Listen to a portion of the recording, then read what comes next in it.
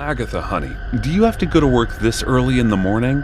Please stay with me in bed for a few more minutes, Porter said as I got up from bed to get ready for work. No, if I stay another minute, then I won't want to go to work and will end up getting late. After saying that, I went to the bathroom to freshen up. One of these days, your boss is going to end up getting killed by a frustrated husband like me who misses her wife so much. As he said that sarcastically, it made me laugh. Don't worry, honey. I promise not to work next weekend and will spend my entire day with you, I said, coming out of the bathroom and lightly placing a kiss on his lips, which made me smile. You better, he said in a husky, sleepy voice in a flirty way, which made me want to jump on him, but I controlled my urges. My name is Caleb Bolin. I work as a reporter for a local news company in our town. It had been several years since I started working there, and I was pretty famous in the area. There was hardly anyone who did not know me at this point. For the past 6 months, I had been covering up the headlines of the series of murders that had been going around the town. These murders had one thing in common. They were all missing their tongues, which proved that they were all connected, and it was the work of a serial killer. In the past 6 months, he had killed 18 people, men and women both. The murders were so brutal that sometimes it was hard to identify the body without an autopsy. Today, I was covering the story of the 18th murder, which was a 21-year-old boy. He was found murdered 2 days ago, and today was the day when the autopsy results were to get released, so my boss required me to reach there before any other reporter. At times like these, I hated my job because it felt like I was mocking the dead, but I did not let those feelings linger around me for much longer. I worked harder on this for the next few days and finally found out about the boy's identity. His name was Jeremy, and the night he was murdered, he was coming back from a bar late at night when all of a sudden he was attacked and murdered mercilessly. There was still no update about the killer. Even the FBI wasn't able to connect the dots between each murder. 2 weeks went by, and as I was so busy with work, I forgot about the promise I'd made to Porter and ended up working on weekends. One night, as I was going back home early from work, I was reminded of the promise that I couldn't keep and decided to surprise him. But when I reached home, he wasn't there. I waited for him for a couple of hours, but then I was so tired that I fell asleep in the living room. The next morning, I found myself in bed, and Porter was sleeping next to me. When I asked him about last night, he told me that he went out for drinks with the boys. We made a quick 10 minutes of love, and then I got up to get ready for work. As I walked into the office, there was a bunch of reporters surrounding the area who were not from our company. Soon after, I found out the reason for that. The next victim was our boss, Derek Graham, who was out for drinks last night and ended up getting murdered. For some reason, I was having a very bad feeling about this, and all of a sudden, I recalled what Porter said the other day about killing my boss. I shook the thought and tried to convince myself that there was no way my husband was the serial killer we all have been searching for. The timing of death and Porter being out last night was ticking on my mind that I could not shake. I went straight home because my mind was a mess at the time, and it was hard for me to work with that condition. There was also this bad habit that I had. I wasn't the type to beat around the bush and was determined to find out the truth by any means necessary. What happened, honey? Why are you early today? The way he asked me this the moment he saw me made me doubt my decision of confronting him for a second, because my heart was not ready to accept the fact that he would do something like that. But my brain was saying otherwise. My boss was murdered today. He was the next victim of the murder series. As I said this, I noticed his expression changed for a second, and this time I was able to catch it. I see. After saying this, he turned around. Did you kill all those people? I hesitantly asked him, hoping he would deny this, but he didn't. Instead, he turned around and looked at me with a look that shattered my heart and soul into pieces. I started walking backwards and stumbled, which made him run toward me. "Don't you dare touch me," I warned him, even though I was terrified of him at the moment. "But honey, I did it because they were talking badly about you," he said with a look full of concern and fear. And looking at him, it was unbelievable that this guy was capable of something so horrifying. He did not have an ounce of remorse on his face for what he had done. "How dare you justify those horrors?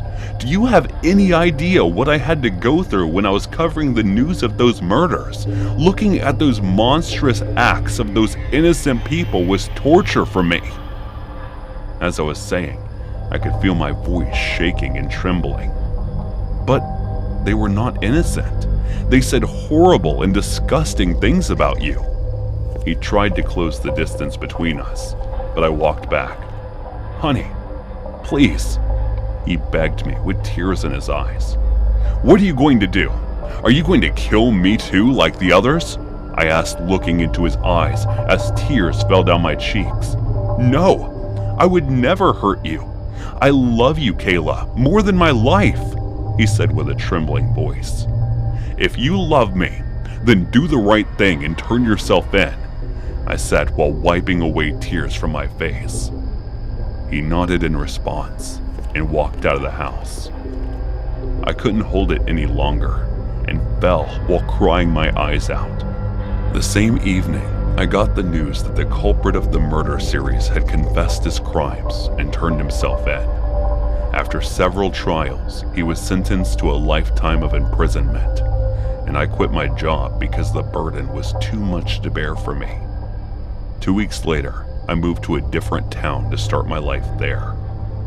As I held my belly in which a new life was growing, I had decided never to love or get involved with another man in my life, and I was going to stick by that.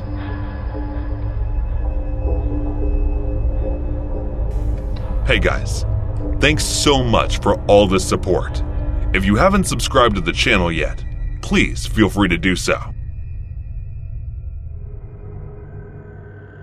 As I heard about the news that my friend Emily had finally landed the job of a full-time reporter, I was reminded of an unpleasant memory that I had tried to bury in the back of my mind for the past couple of years. My name is Lindsay Rose, and ever since I was a child, I always dreamt of becoming a reporter. It was because of a lady in our neighborhood whom I admired so much. Her name was Harriet Walsh. She was the most elegant and beautiful lady I had ever seen. When I came to the age of 11 years old, I started following her while imagining myself as a reporter. Since she always seemed busy, I was only able to follow her when she was around. But one day, I decided to stalk her to her work. When she was heading out, I sneaked into the back seat of her car and kept hiding on the car floor. I was scared the entire time that I would be found out, but somehow she did not seem to notice me. Her car stopped in front of a building, which I figured must be her workplace. She parked her car on the sideway and went in. I was way too scared to get out, so I stayed still in the car and waited for her to be back. After about 2 hours, she came back and started driving to someplace else. She continued talking over the phone the entire way about work, and she told someone that she was going to take an exclusive interview with the suspect. I had no idea at the time what the suspect meant, so I thought it must be some name of some famous person. She stopped the car in front of a mansion after 15 minutes of a long drive, and at that exact moment, she looked at me with the front mirror and got startled. "Lindsay, what the hell are you doing in my car?" she asked with a confused and shocked expression on her face. I wanted to see you work," I said innocently, not knowing the consequences of my action at the time. "That's flattering, honey, but it's dangerous out here," she said while being concerned about me. "Don't worry, I will only watch from a distance and I will not disrupt your work," I said with a pleading look in my eyes. "No, promise me you won't step out of this car until I come back," she said with a very strict voice and got out of the car. As she walked into the mansion, I noticed that she had forgotten to lock the door. I argued with myself for over half an hour that I shouldn't go after her, but my curiosity got the best of me, and I finally got out of the car. I sneaked into the mansion past the security, and nobody seemed to notice me. As I hid near a window and tried to sneak a peek in, I saw a man who had grabbed a handful of Miss Walsh's hair and pulled it. Judging from the expression on her face, she seemed to be in too much pain. I wanted to help her, but I got too scared to move an inch from there. The man was screaming at her, which I couldn't understand, but then, all of a sudden, another man came with a huge knife and cut one of her hands. I froze from terror and controlled my screams as tears started falling from my eyes. That was when the man took another swing and cut her other hand. I could tell she was screaming in pain before passing out. The man who was grabbing her hair before took the knife from the other man's hand and squat down, and in an instant gouged her eyes out. I let out a silent scream, but I immediately put my hand over my mouth. Luckily for me, nobody seemed to notice it. Traumatically, I watched as they chopped her body into pieces and then stuffed it into a suitcase on the man's instructions. That was when I felt they were about to come out. As horror-stricken as I already was, I still somehow managed to escape and run away from the place. I had no idea which was the way to my home, so ran whichever path felt right to me. After running for almost 2 hours in circles, I finally managed to find the main road. Now I had to find a police station if I wanted to report the crime. That was when a car stopped in front of me, and a man came out of it. "Hey kid, are you lost?" As the man asked me this, I stared at him with terrified eyes. It was the same man who cut off Miss Walsh's hands. "I guess not," he muttered, and got back in his car. I felt a bit relieved when he drove off. As I was running, I saw a gas station, so I immediately went there and asked for help. I did not tell them about Miss Walsh's death because I was not sure to trust them. Instead, I told them I was lost. I told them my father's number that I had memorized, and after an hour, he came to pick me up. "How did you end up here?" Father asked me as he was driving me back home. "I sneaked in Miss Walsh's car." After saying that with a trembling voice, I fell asleep. I started having nightmares the minute I dozed off, in which she was being chopped off again and again. I woke up screaming and woke up in my house. As I touched my forehead, I felt a wet cloth over there, and my parents were sitting across from me. I was burning in fever while unconscious for the past week. The news of Harriet Walsh's murder had reached my parents' ears, but they never asked me anything, nor did they mention her name in front of me, ever. They had already figured out that I was the sole witness of her murder, but since they did not want harm to come my way, we moved to a different city after a month. It's been 14 years since that incident, and I'm still traumatized by it. When someone mentioned even the word reporter in front of me, I am reminded of all of that as if it had just happened yesterday. I started getting seizures whenever I remember that, and I'm getting therapy and treatment for it. I still don't know if those people paid the price for their monstrous crimes or not, and I don't even want to know. All I want is to forget about all these painful, horrifying memories so that I don't have to suffer any longer. Good Morning America was a popular show on the American National Television and was hosted by really famous people. This show was actually the replacement of the show called Good Day America, a show that only taped one episode because it was abrupted by an incident never before filmed on live camera. Very handful of people were actually able to catch a glimpse of the show that aired years ago now.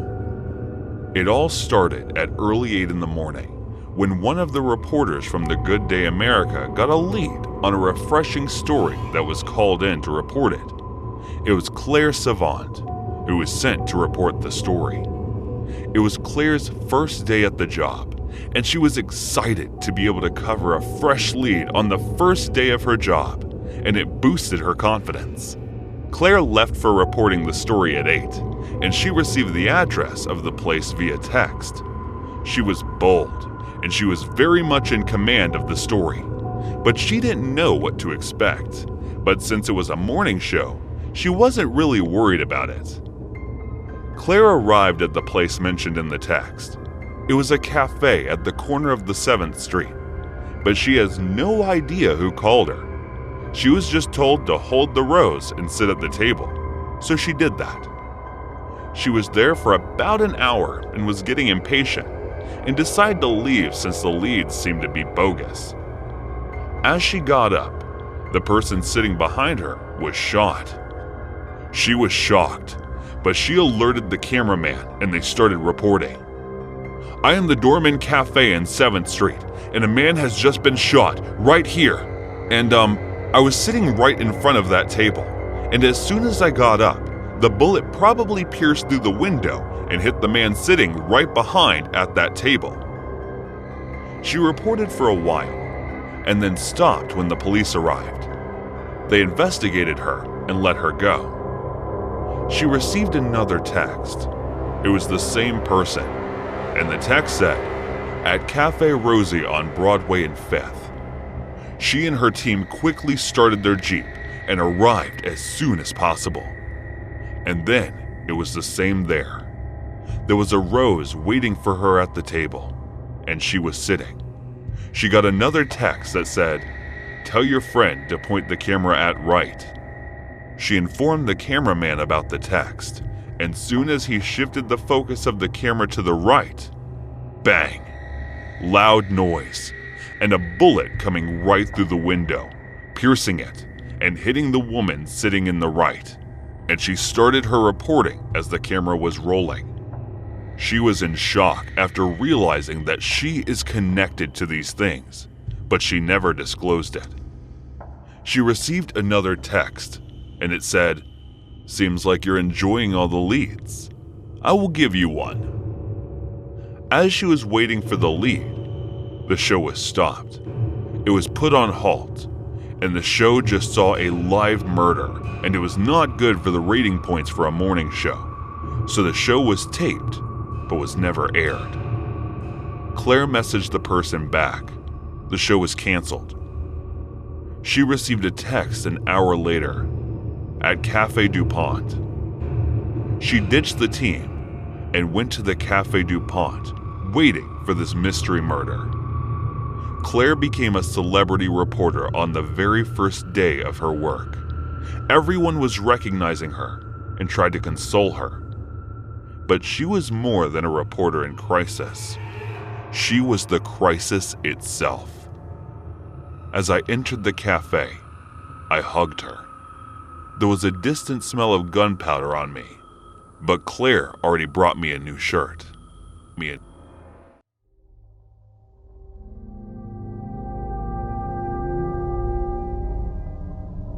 In South Korea, national election days are made public holidays so that citizens get a chance to go out and vote. March 26th of 1991 was a holiday for that exact reason. And given that schools are closed on national holidays, a group of young South Korean schoolboys were out making the most of their day off of school. The 5 boys were from Daosa district of Daegu and attended the same elementary school, and although they varied in age from 9 years old to 13, they were all the very best of friends.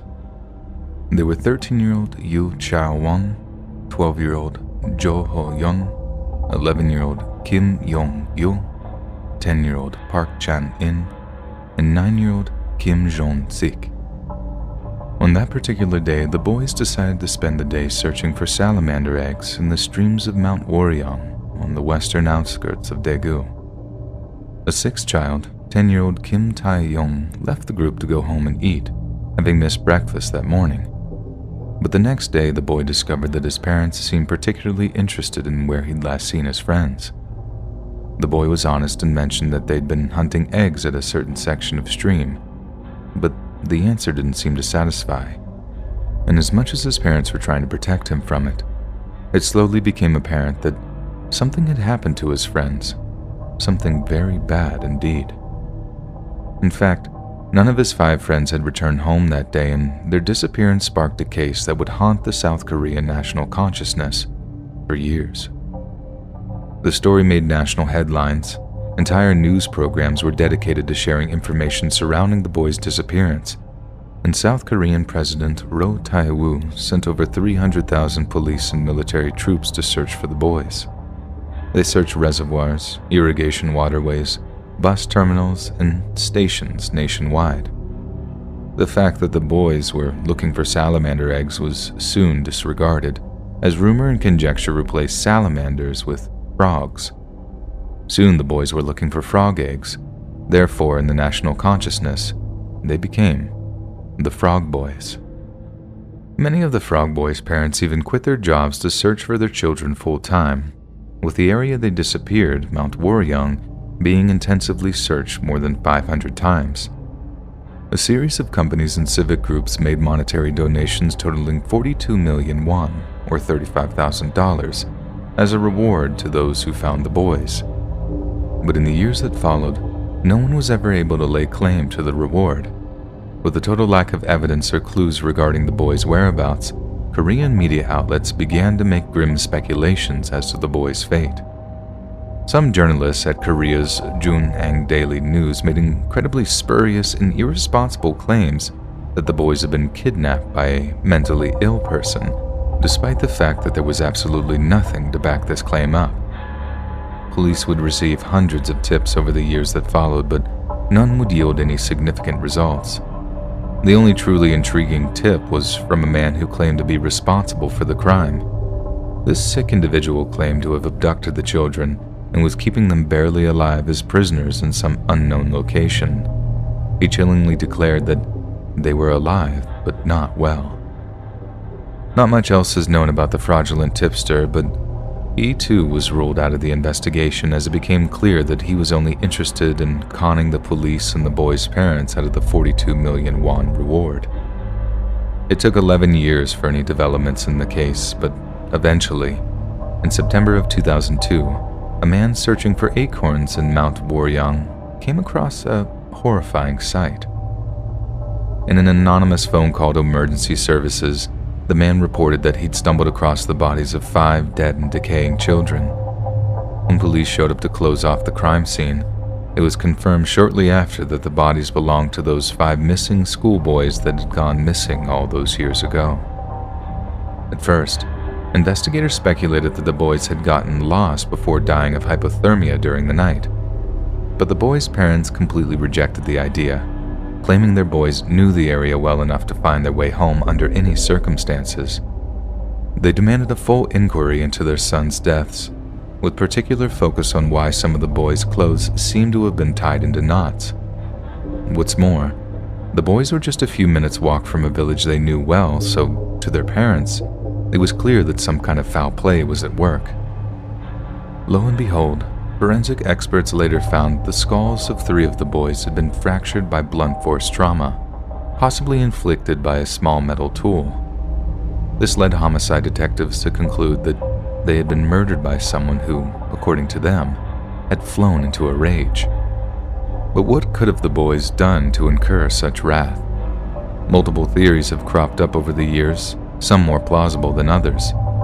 One of the more likely explanations is that the boys were killed by older bullies who, upon realizing just what they'd done, fled the area and never spoke of it again. There was also a military firing range just a mile or so away from where the bodies were found, suggesting they could have possibly been hit by a stray round. However, given that the day they vanished was a national holiday, it seems unlikely that any kind of formal shooting practice would have taken place that day.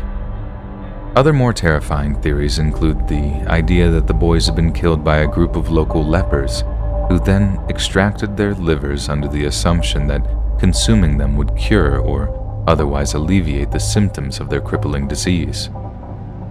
We can speculate all we want, but the fact remains that the cause of death remains a complete mystery, making the case of the murdered Frog Boys one of the most notorious cold cases in South Korean history.